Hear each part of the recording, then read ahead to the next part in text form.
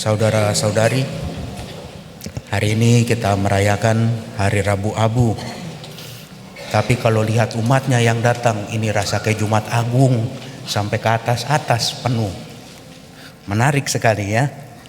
Coba kalau setiap minggu yang datang seperti ini gitu. Bahagia sekali rasanya ya.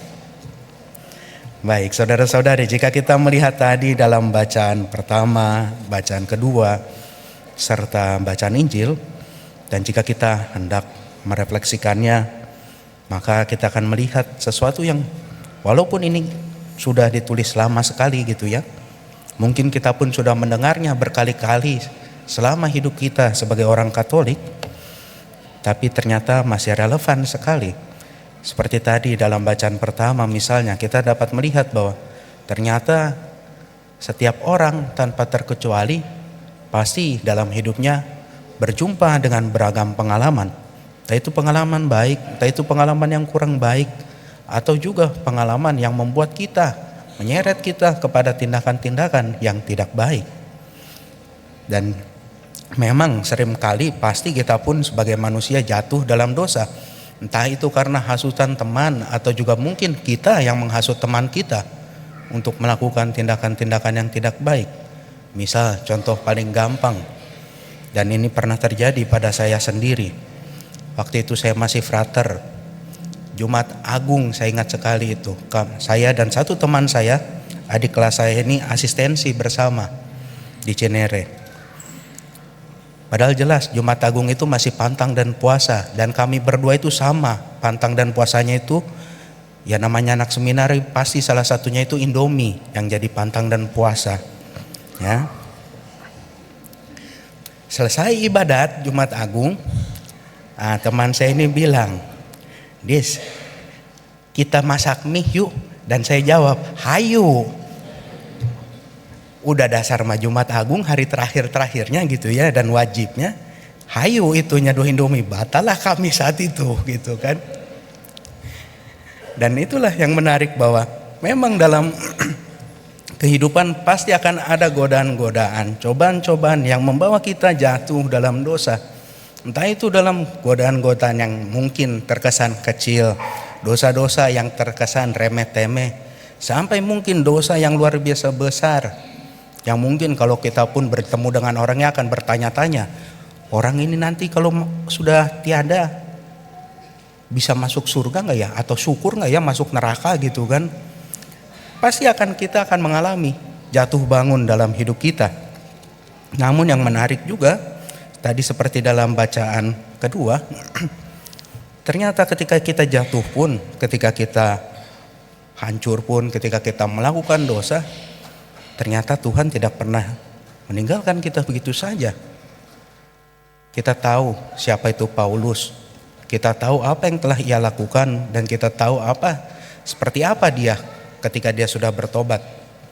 Demikian juga dalam hidup kita. Tuhan senantiasa menghendaki kita bertobat.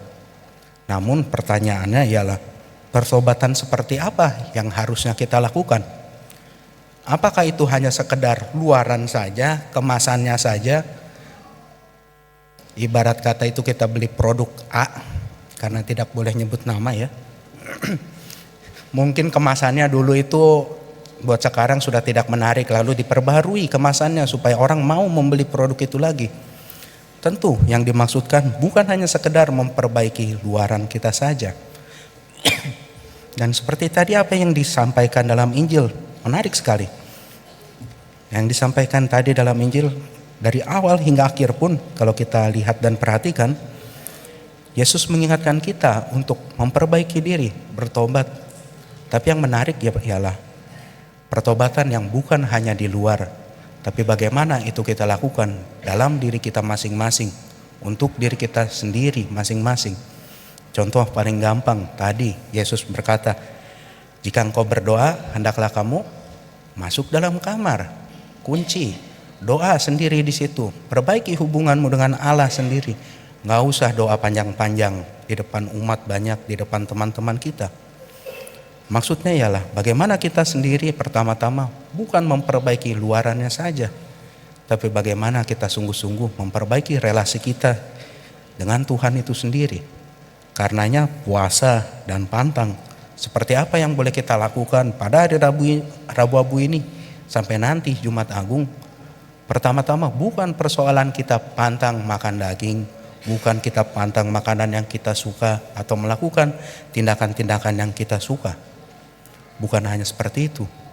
Namun bagaimana kita diajak untuk benar-benar mengenali diri kita sendiri, mengenali kelemahan kita, menghadapinya, mengubahnya.